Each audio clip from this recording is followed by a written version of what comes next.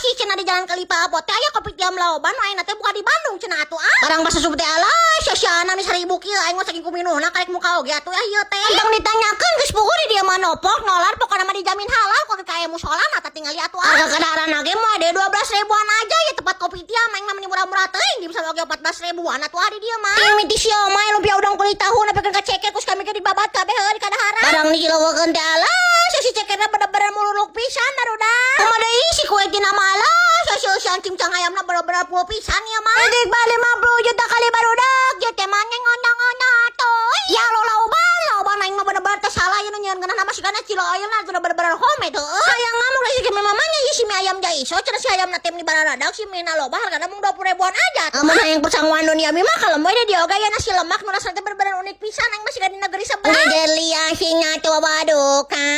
teman